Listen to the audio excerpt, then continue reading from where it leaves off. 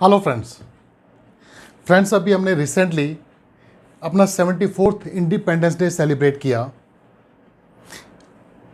अगर मैं ये कहूँ कि इंडिपेंडेंस का मतलब क्या है, तो दोस्तों इंडिपेंडेंस का मतलब यह है कि जब हमें 1947 में इंडिपेंडेंस मिली तो उसके बाद हम अपने देश को, अपने देश की सरकार को हम खुद चलाएं, हमारा खुद का राज हो, जिसे आप कह सकते हो स्वराज। तो मेरा एक क्वेश्चन ये बनता है कि क्या सच में 15 अगस्त 1947 को हमें स्वराज मिल गया? तो इसके आंसर आपके क्या हो सकते हैं? ऑफ कोर्स आपके दो आंसर हो सकते हैं, एक यस एक नो। अगर आपका आंसर यस है तो मैं ये जानना चाहूँगा कि जो आपको स्वराज मिला, यानी कि आपको खुद को अपना देश चलाने का अधिकार मिला, तो आपको क्या लगता है सच में देश आप चला रहे हैं? फ्रेंड्स, देश की सरकार, देश, इसको चलाना हमारा काम है। लेकिन क्या सच में ऐसा हो भी रहा है? एक सरकार चुनने के लिए, वोट देने के अलावा हम अपनी सरकार को चलाने के लिए, देश को चलाने के लिए क्या रोल प्ले कर रहे हैं? क्या आप सच में सेटिस्फाइड हैं? क्या सच में आपको लगता है कि राज आपका है? आपका मतलब आपका, मेरा, राम, श्याम, XYZ, हर एक का, हम सब लोगों का। लेकिन क्या आपको लगता है कि सच में सरकार में हम सब लोग शामिल हैं? क्या सच में आप सेटिस्फाइड हैं? और अगर आपका जवाब है नहीं, तो फिर हम इंडिपेंडेंस डे सेलिब्रेट ही क्यों करते हैं? यस फ्रेंड्स, आज मैं इसी पे चर्चा करने जा रहा हूं। अगर हमारा जवाब यस है या नो है, उसको थोड़ा और गहराई से समझ लेते हैं। वो यस क्यों है या नो क्यों है? फ्रेंड्स, जब हमें आज़ादी मिली तो हमने अपने देश का अपना खुद कॉन्स्टिट्यूशन लिखा। उस कॉन्स्टिट्यूशन का हमने स्टार्ट किया, we the people of India, हम भारत के लोग, अपने देश को एक संविधान जो दिया हमने, हम लोगों ने दिया। उसमें हमने अपने देश को 5 कैरेक्टरिस्टिक्स दी। सॉवरेन, यानी कि हम संप्रभु होंगे, हम इंडिपेंडेंट अथॉरिटी होंगे, हमारे ऊपर किसी और का कंट्रोल नहीं होगा। सोशलिस्ट, समाजवादी होंगे हम। सेक्युलर, हमारा देश धर्मनिरपेक्ष होगा। इसका मतलब यह है कि हमारे देश का कोई एक धर्म नहीं होगा, बल्कि हम सब धर्मों का रिस्पेक्ट करेंगे। डेमोक्रेटिक, हमारा देश प्रजातंत्र होगा। एंड रिपब्लिक, हमारा देश गणतंत्र होगा, यानी कि हमारे देश का जो हेड ऑफ स्टेट है वो कोई राजा, महाराजा या उनका वंशज नहीं, बल्कि कोई आम नागरिक हो सकता है। अब बात करता हूँ, अगर ये डेमोक्रेटिक की बात करें, प्रजातंत्र की, तो इसका दोस्तों प्रजातंत्र का मतलब क्या होता है? प्रजा का राज। प्रजा का राज का मतलब पब्लिक का राज, यानी कि इसका मतलब जो सरकार है, जो सरकारी डिपार्टमेंट्स हैं, जो गवर्नमेंट ऑफिसेज हैं, वो सब किसके लिए हैं? डेमोक्रेसी का मतलब क्या होता है? For the people, by the people, of the people, यानी कि सरकार जो बनाई जाती है वो लोगों के लिए, लोगों के द्वारा, लोगों की बनाई जाती है। इसका मतलब सब कुछ लोगों का होता है, पब्लिक का होता है।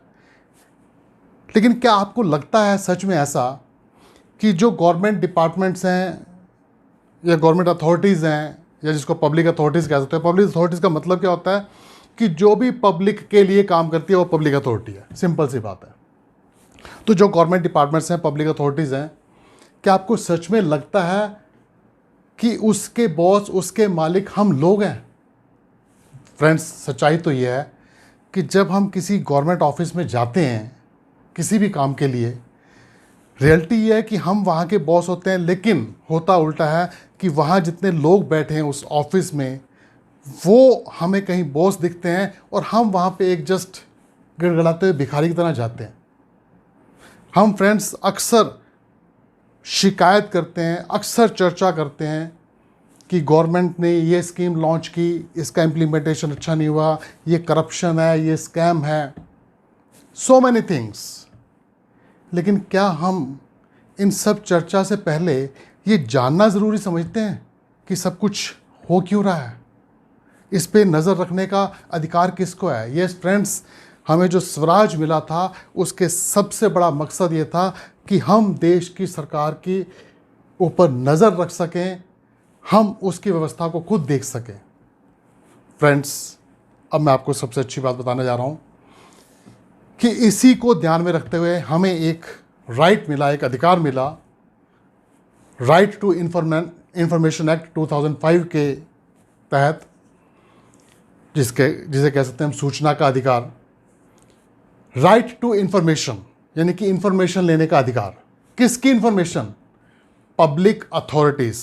पब्लिक अथॉरिटीज़ का मतलब जिसमें central government, state government, central government या स्टेट गवर्नमेंट की जितनी भी बनाई हुई ऑर्गेनाइजेशंस हैं, जितने भी डिपार्टमेंट्स हैं, वो सब के ऊपर हम अपना अधिकार रखते हैं, पूरी उनकी जानकारी लेने का। उनकी कोई भी एक्टिविटीज़, कोई उनकी डिसीजंस, उस पे हर एक पे हम जानकारी ले सकते हैं।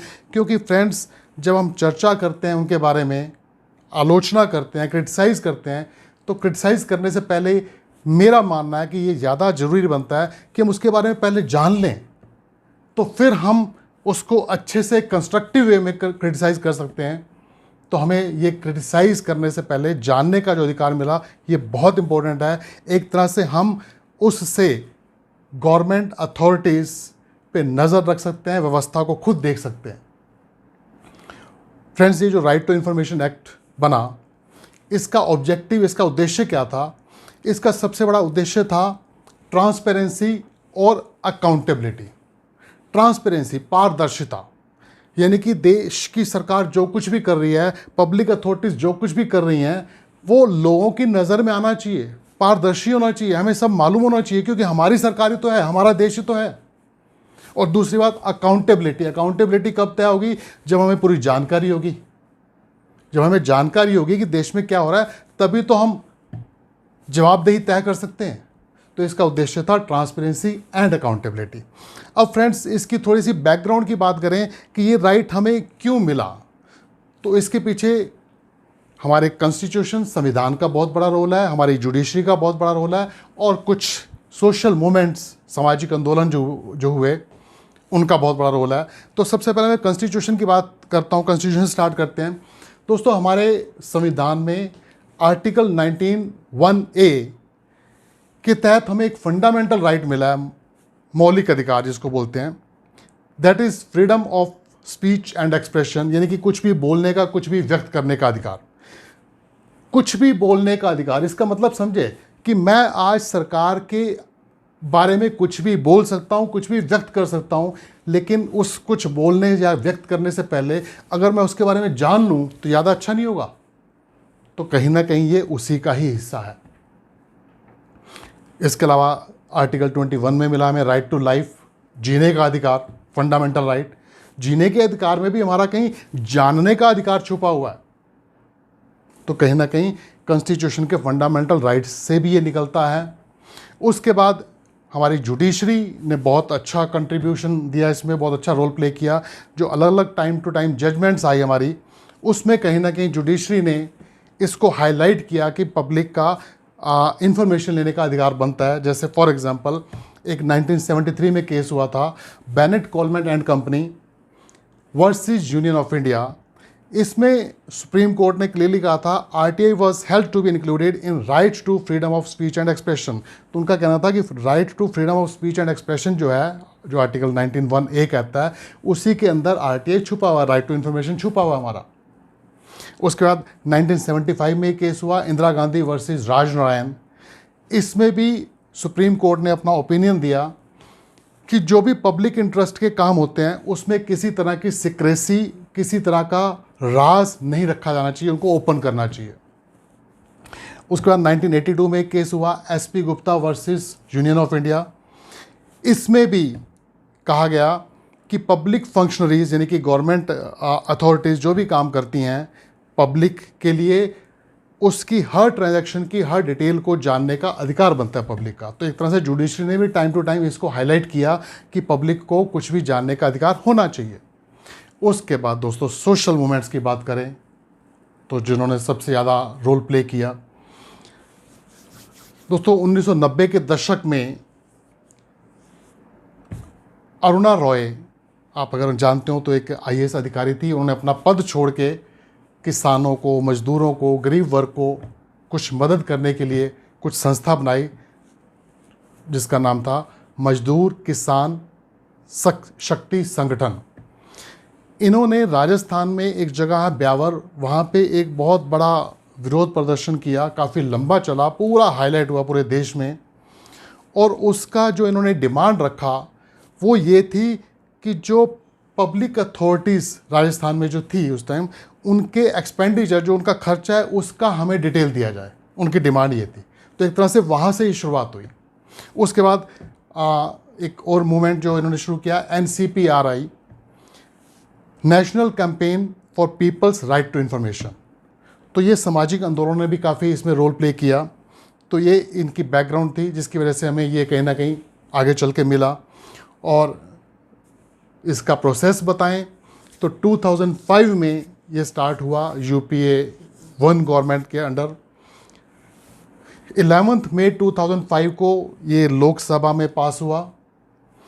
12 मई 2005 को ये राज्यसभा में पास हुआ। मैं डेट्स आपको इसलिए बता रहा हूँ कि आप में से मेरा मानना है कि ये वैसे जो मैं आपको बता रहा हूँ ये आम लोगों के बड़े काम की बात है, लेकिन कुछ स्टूडेंट भी हो सकते हैं आप में से जो LLB कर रहे हो या UPSC की तैयारी कर रहे हो, तो पॉलिटी सब्जेक्ट में ये चीज़ पूछी जा सकती है, या PCSJ की तैयारी कर रहे हो आप, तो आप सबके काम आ सकता है। इसलिए डेट्स उसमें अक्सर मल्टीपल चॉइस क्वेश्चंस में आ जाती हैं।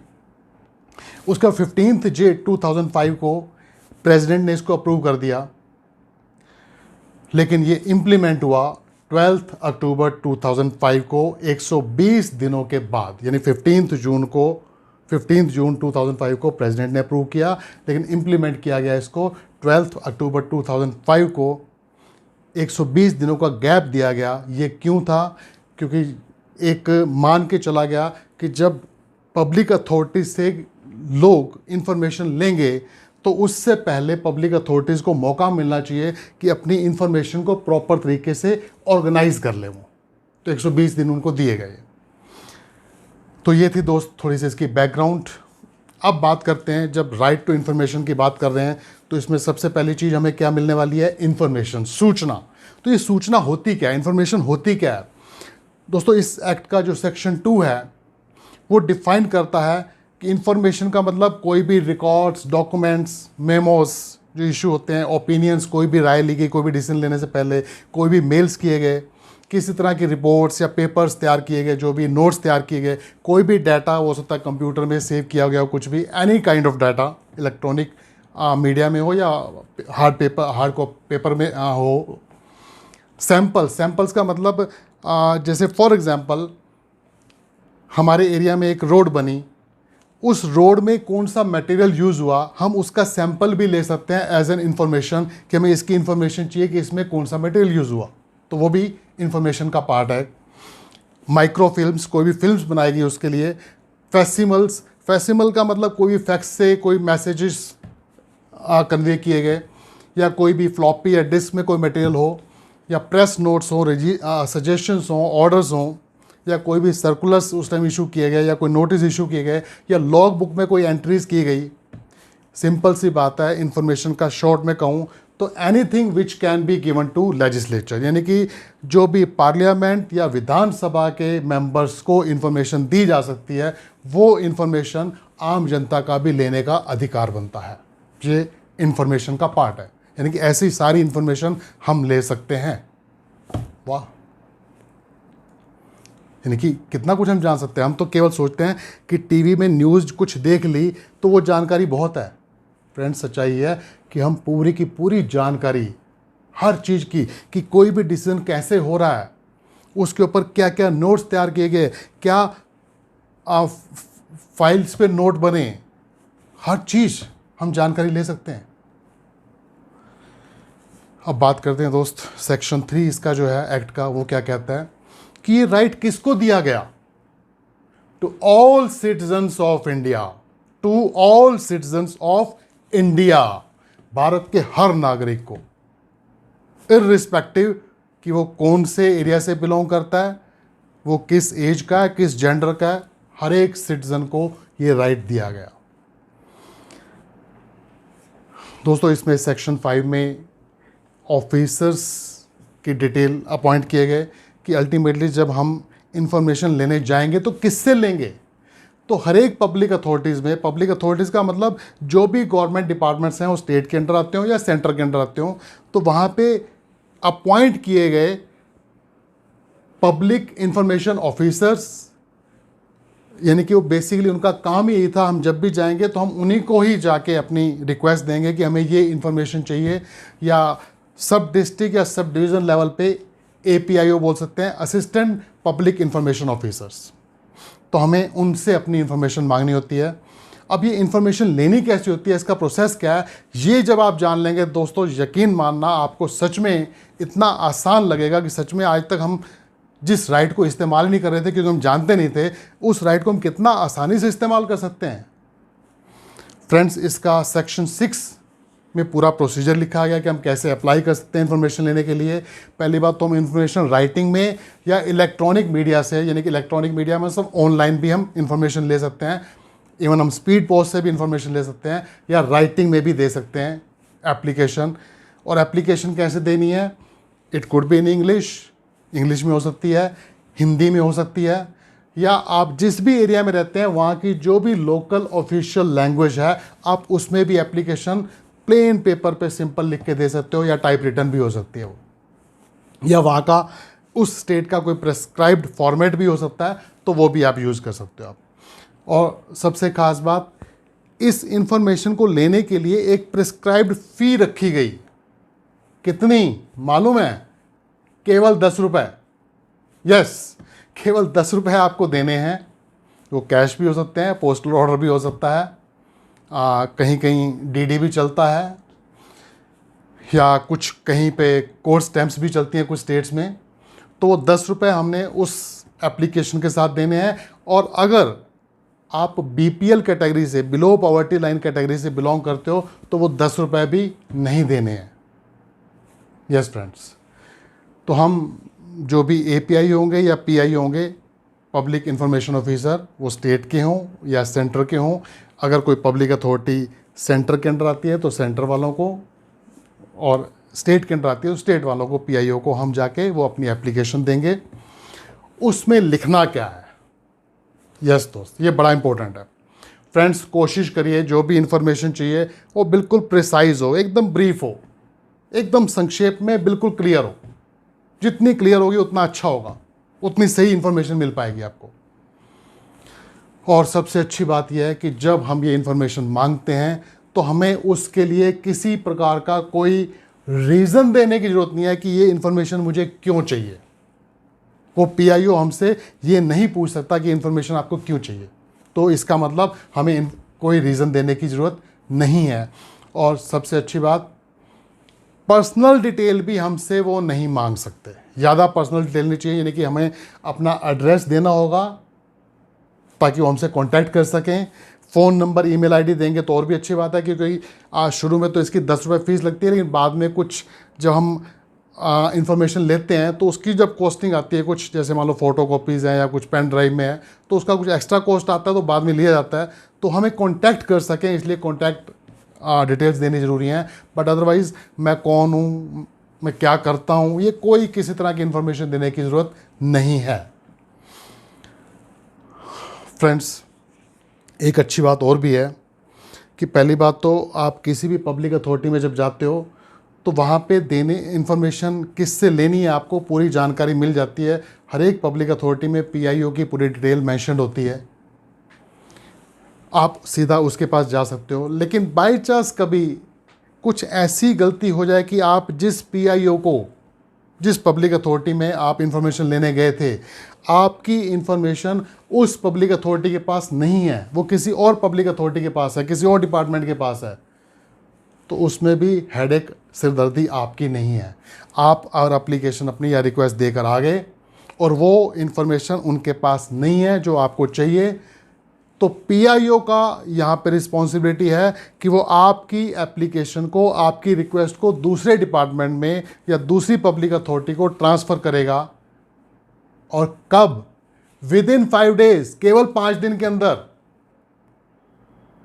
और उसके अलावा वो आपको भी इमीडिएटली इन्फॉर्म करेगा कि आपकी एप्लीकेशन वहाँ ट्रांसफ़र कर दी गई है, अब आपको इन्फॉर्मेशन वहाँ से मिलेगी। यस फ्रेंड्स, कितना आसान काम है यार। अब बात करते हैं दोस्त, जब आपने रिक्वेस्ट दे दी, एप्लीकेशन दे दी, तो आपको इन्फॉर्मेशन कैसे मिलेगी।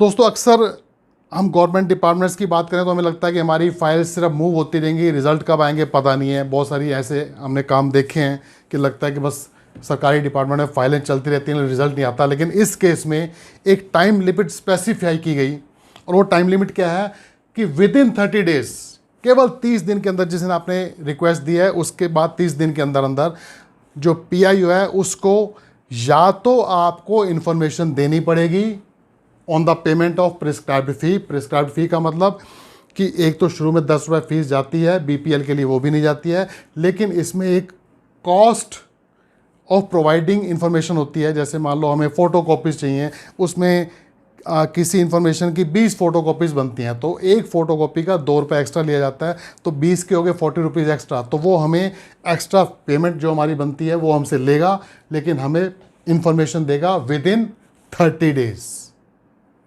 और अगर दूसरी केस में वो हमारी रिक्वेस्ट को रिजेक्ट भी कर सकता है। अगर रिजेक्ट करता है तो उसको रीज़न देना होगा, और रीज़न क्या होगा, सेक्शन 8 और 9 इस एक्ट के अंदर दिए गए हैं। उसमें कुछ ऐसी इन्फॉर्मेशंस हैं जो हम नहीं ले सकते हैं। वो सेक्शन 8 पे जब मैं आऊँगा उसके बारे में जिक्र करूँगा कि ऐसी कौन कौन सी इन्फॉर्मेशन है जो हम नहीं ले सकते हैं। तो सेक्शन 8 और 9 के अंदर कोई ऐसी इन्फॉर्मेशन है जो हम उनसे मांग रहे हैं, तो उसमें रीज़न दे सकता है कि आपकी इन्फॉर्मेशन सेक्शन 8 या 9 से पर्टेन करती है, तो ये हम आपको नहीं दे सकते। आपको रीज़न, उसको साथ में रीज़न ज़रूर देना होगा, या तो इन्फॉर्मेशन देगा या रीज़न के साथ हमारी रिक्वेस्ट को रिजेक्ट करेगा वो। और अगर कहीं इन्फॉर्मेशन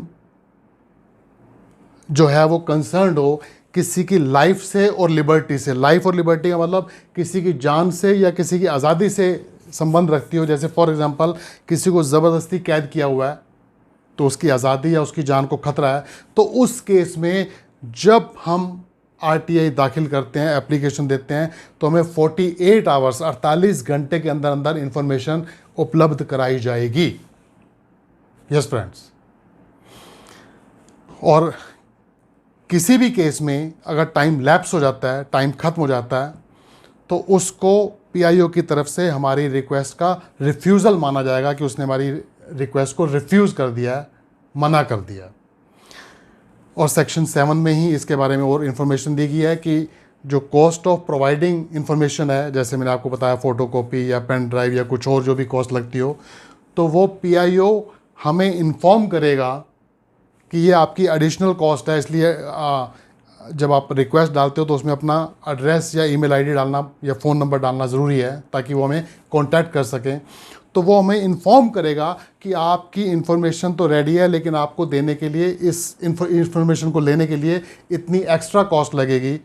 और जिस दिन PIO हमें इन्फॉर्म करेगा कि ये एडिशनल कॉस्ट है, उस दिन से वो टाइम रुक जाएगा जब तक हम पेमेंट नहीं करते। फॉर एग्ज़ाम्पल, जैसे आपको मैंने बताया कि 30 दिन के अंदर PIO को इन्फॉर्मेशन देना ज़रूरी है, और मान लो उसने 20 दिन के बाद हमें इन्फॉर्म कर दिया कि आपकी ये एक्स्ट्रा कॉस्ट आ रही है, मान लो 20 फ़ोटो कॉपीज़ आपकी बन रही हैं, तो आपको 40 रुपीज़ एडिशनल पे करने हैं। और मैंने वो 40 रुपीज़ एडिशनल जो पे करने थे, उसको पे करने के लिए मैंने 5 दिन लगा दिए।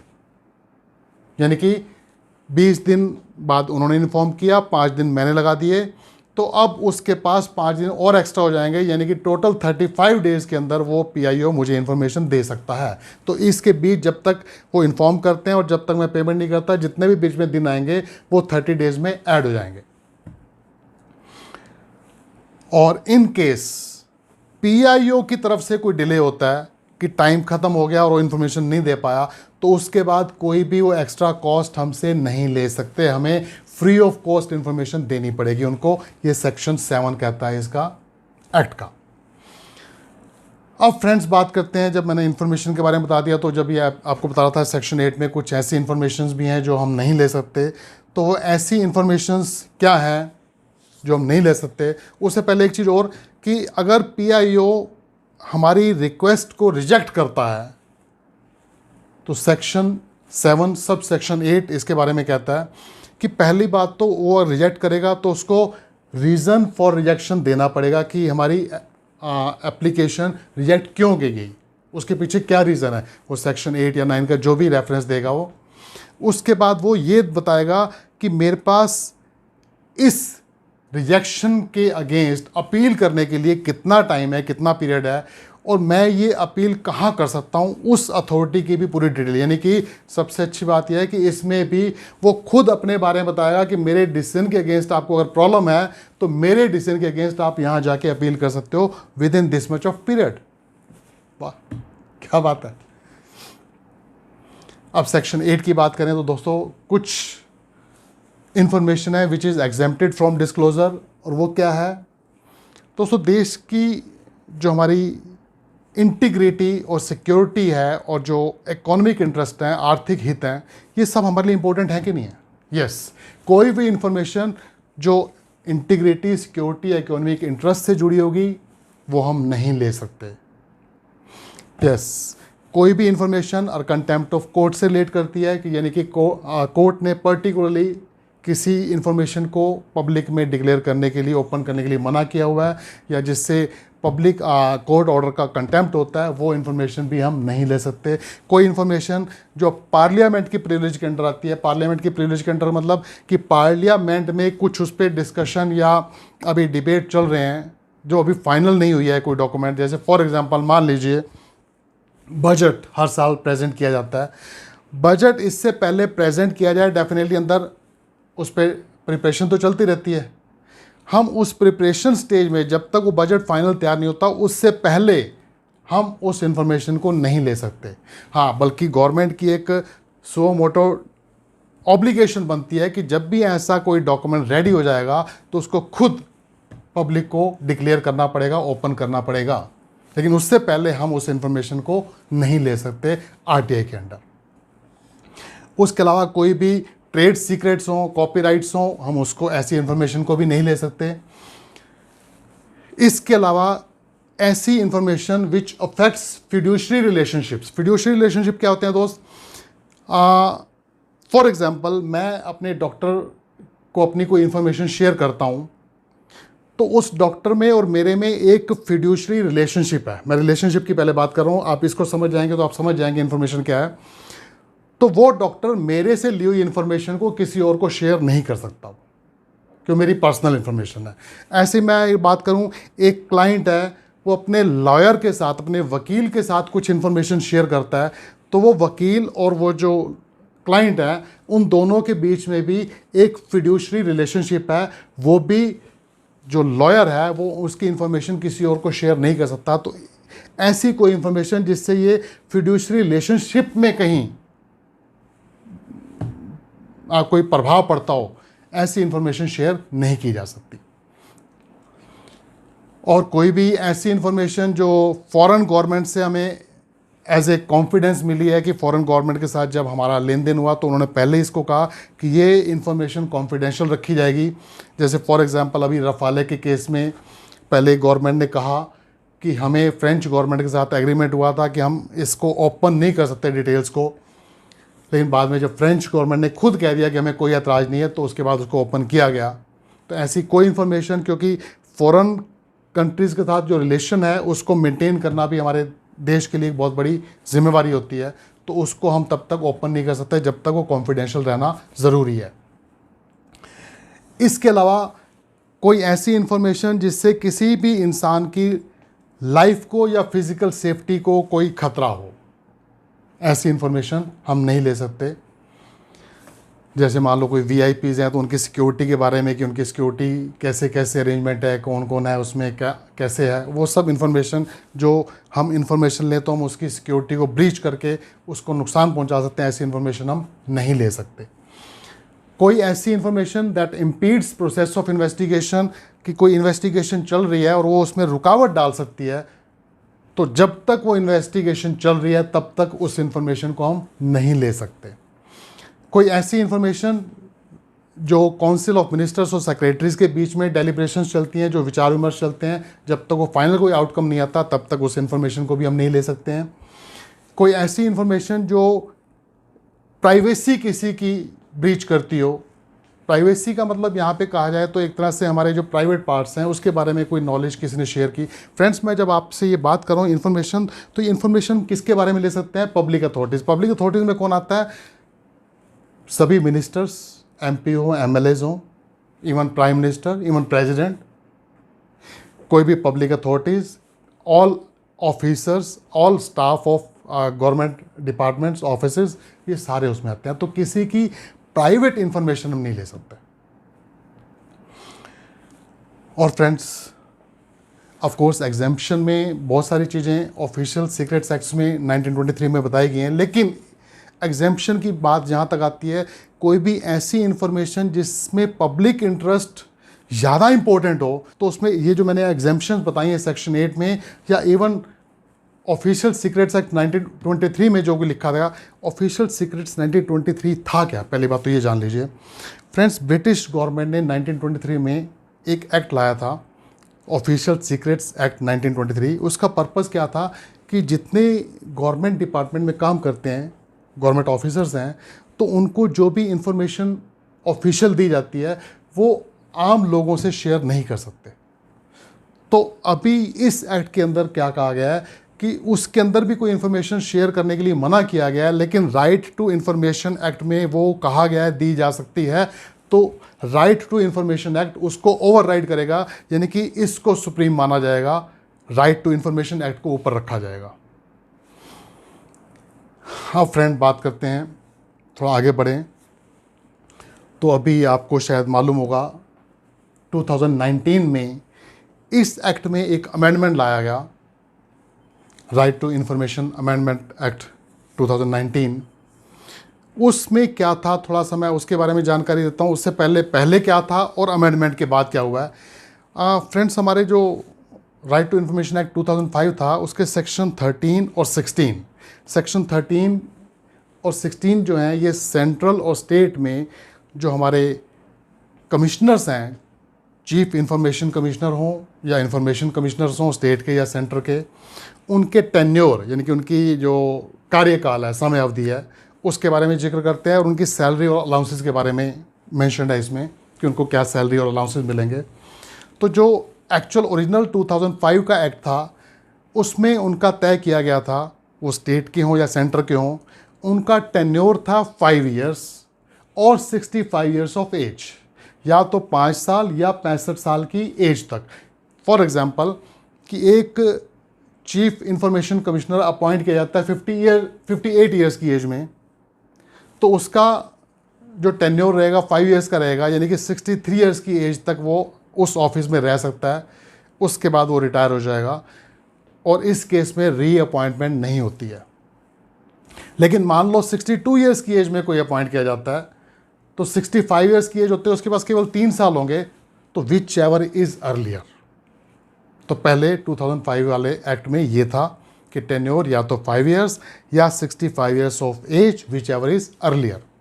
और दूसरा, सैलरी और अलाउंसेस की बात करें, तो सैलरी और अलाउंसेस जो थे, जो चीफ इंफॉर्मेशन कमिश्नर था उसकी सैलरी और अलाउंसेस थे चीफ इलेक्शन कमिश्नर के बराबर, और जो इंफॉर्मेशन कमिश्नर्स थे उनकी सैलरी और अलाउंसेस थे इलेक्शन कमिश्नर्स के बराबर।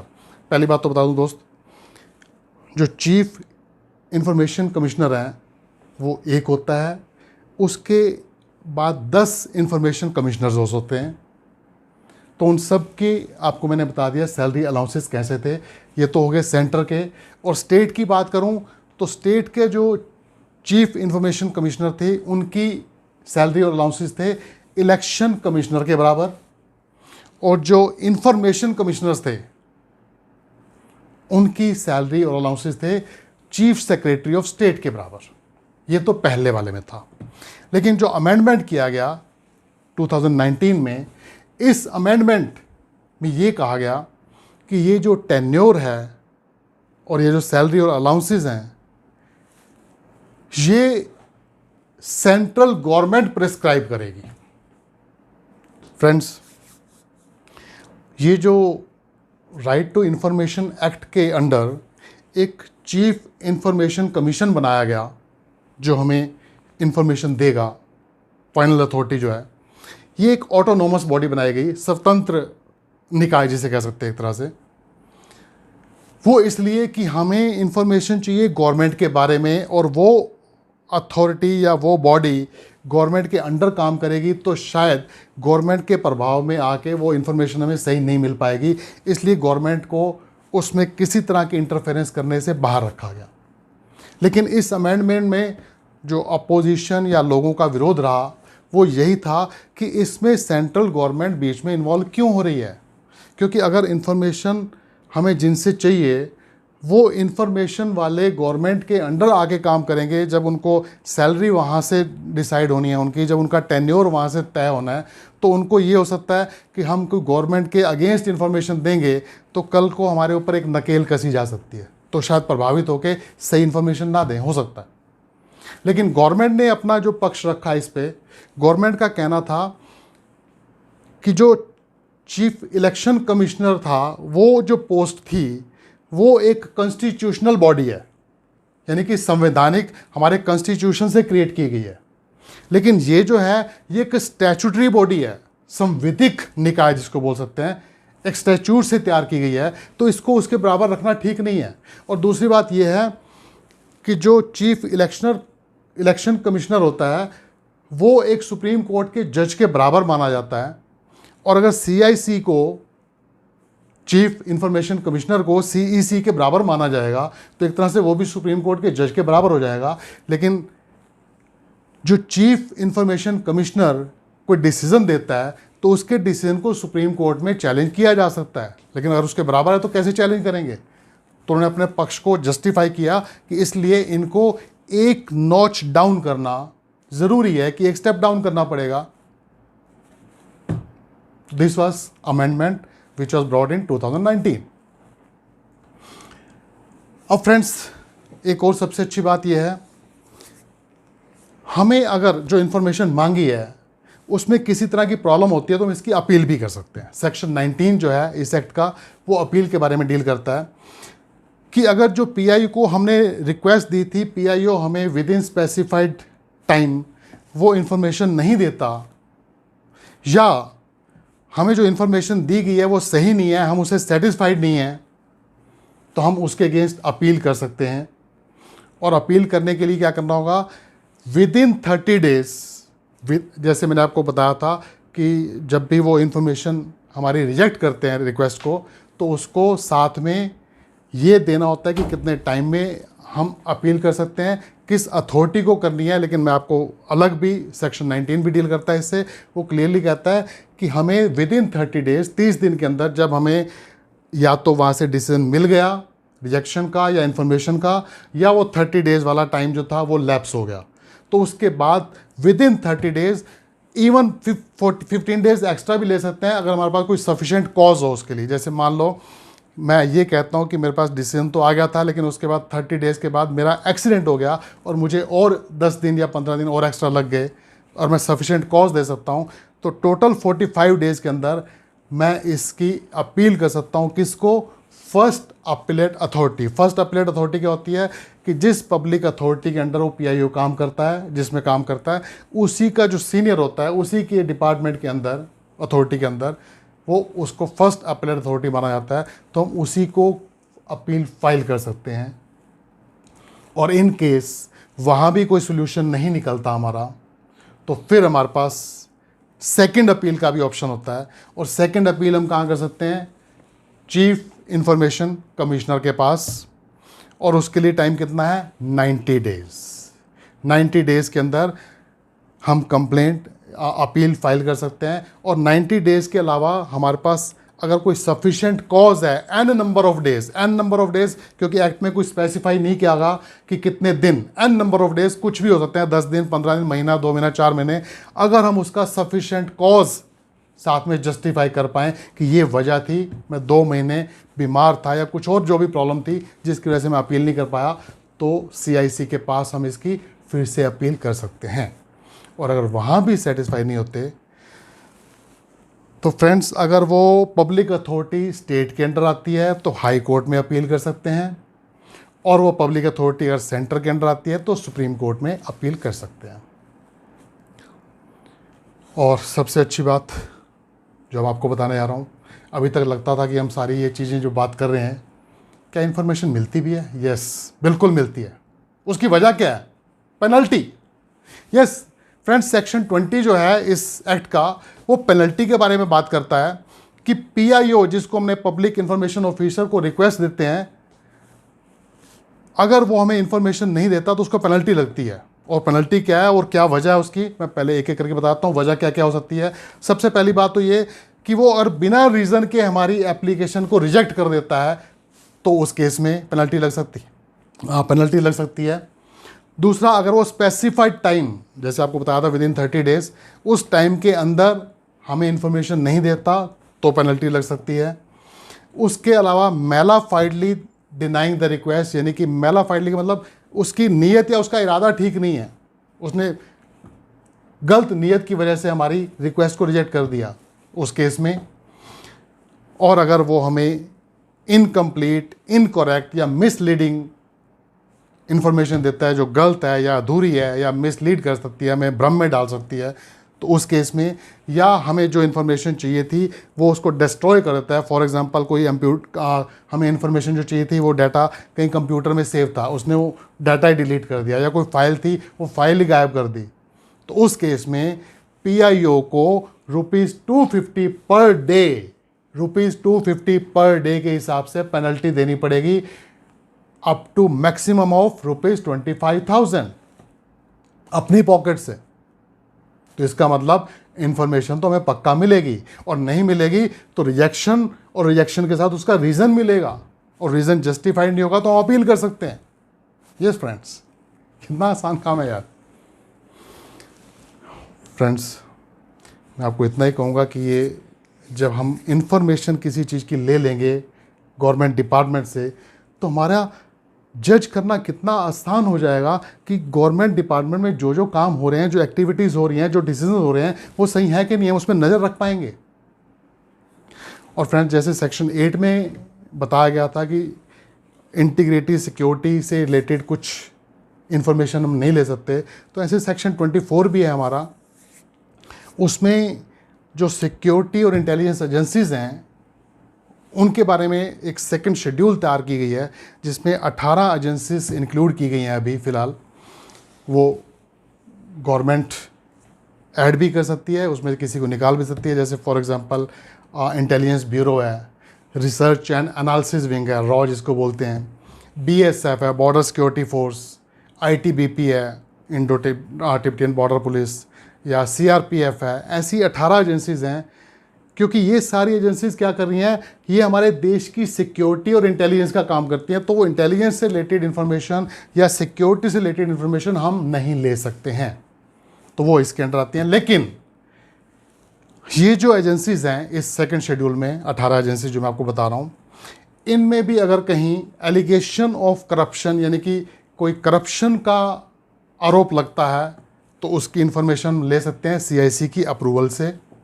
और अगर कोई ह्यूमन राइट्स वायलेशन की बात होती है तो उसकी भी इंफॉर्मेशन हम ले सकते हैं। फ्रेंड्स, मैं अब आपको एक शॉर्ट में छोटे से उदाहरण से समझाना चाहूँगा कि ये काम कैसे करती है। एक बच्चा एक गांव से 10वीं क्लास पढ़ के शहर की तरफ आया एक नौकरी की तलाश में। वो एक कमरा किराए पे लेकर रह रहा था, और तलाश करते करते उसको एक कंपनी में जॉब मिली, और कंपनी में उसको कहा गया कि आप यहाँ का कोई लोकल एड्रेस का प्रूफ दो। तो उसको बोला गया आप राशन कार्ड भी दे सकते हो और आपका यहाँ का कोई लोकल राशन कार्ड हो। तो उसने फूड एंड सप्लाई डिपार्टमेंट में जाके राशन कार्ड अप्लाई किया, और जब अप्लाई करके निकल रहा था तो वहाँ जो पियन था, पियन ने उसको रोका कि यार आपने राशन कार्ड अप्लाई किया तो कोई चाय पानी। तो बच्चे ने कहा ठीक है चलो आओ चाय पिलाता हूँ। तो पियन कहता है कि क्या आप चाय पानी का मतलब नहीं जानते, 1,000 रुपया, 1,000 रुपीज़। तो बच्चे ने कहा सॉरी मैं तो ये नहीं दे सकता। वो अप्लाई करके घर आ गया, 1 महीना बीत गया, 2 महीने बीत गए, उसका राशन कार्ड नहीं आया। इस बीच, इस दौरान बाई चांस उसने एक ऐसी वर्कशॉप अटेंड की, जैसे आज मैं आपको इसके बारे में जागरूकता दे रहा हूँ, जानकारी दे रहा हूँ, तो ऐसी कोई जानकारी इस एक्ट के बारे में, राइट टू इन्फॉर्मेशन एक्ट के बारे में उनके एरिया में कुछ जानकारी देने आए हुए थे और उन्होंने बाई चांस उस बच्चे ने वो जानकारी ले ली वहाँ से कि राइट टू इन्फॉर्मेशन एक्ट क्या होता है, और उसको ध्यान आया कि वो जो मुझे राइट टू इन्फॉर्मेशन एक्ट के बारे में बताया गया था वो बड़ा सिंपल था, तो मैं एक बार इसको ट्राई करके देखता हूँ। वो फूड एंड सप्लाई डिपार्टमेंट में गया, हाथ से एक एप्लीकेशन लिखी, 10 रुपये की फ़ीस साथ में लगाई और वहाँ फूड एंड सप्लाई डिपार्टमेंट में अपनी दे दी कि मैंने सो एंड सो डेट को एक एप्लीकेशन दी थी राशन कार्ड के लिए। वो मेरी एप्लीकेशन किस अधिकारी के पास गई उसके डिटेल दीजिए, उस अधिकारी ने उस पर क्या कार्रवाई की उसकी डिटेल दीजिए, उस ऑफिसर से नेक्स्ट किस ऑफिसर के पास गई मेरी फाइल उसकी जानकारी दीजिए, और इस 2 महीने में इस ऑफिस से कितने नए राशन कार्ड इशू किए गए उसकी जानकारी दीजिए, और वो जो नए राशन कार्ड इशू किए गए वो कब कब अप्लाई किए गए थे। वो ये देखना चाहता था कि मेरे राशन कार्ड को अगर 2 महीने लगे हैं तो क्या ऐसे भी बीच में लोग हैं जो अभी 10 दिन या 15 दिन या महीना पहले अप्लाई किए और उनको पहले इशू हो गए। फ्रेंड्स, उसने अप्लाई किया and the very next day department से उसको कॉल आ गया कि आपको याद किया जा रहा है। उनको ऑफिस में बुलाया गया, बच्चे को बड़े इज्जत के साथ चाय पिलाई गई, जहाँ पहले चाय पानी का खर्चा मांगा जा रहा था अब चाय उसको पिलाई गई, उसके हाथ में राशन कार्ड दिया गया। बस इतना ही कहना चाहूँगा, आप मेरी बात समझ जाएंगे। यानी कि ये इन्फॉर्मेशन लेने से हम गवर्नमेंट डिपार्टमेंट में कौन सा काम कैसे हो रहा है उसकी पूरी जानकारी ले सकते हैं। ये हमारा राइट बनता है, और कितने आसान तरीके से, केवल 10 रुपये प्लेन पेपर पे एप्लीकेशन देनी है, इतना सा ही। तो फ्रेंड्स, जिस दिन हम ये सब जानकारी जुटा लेंगे, यकीन करना उस दिन हम में से हर नागरिक, हर सिटीज़न सच में देश की सरकार और देश की गवर्नमेंट डिपार्टमेंट्स का एक हिस्सा बन जाएगा। सही मायने में डेमोक्रेसी उस दिन आएगी, प्रजातंत्र उस दिन आएगा।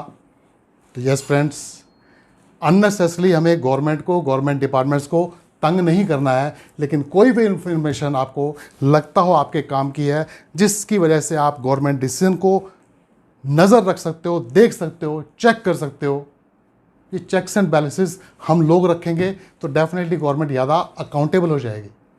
तो please enjoy this right, utilize this right. सही मायने में इसी को स्वराज बोलते हैं। तो फ्रेंड्स, आपको इस स्वराज की बहुत बहुत शुभकामनाएं। Thank you.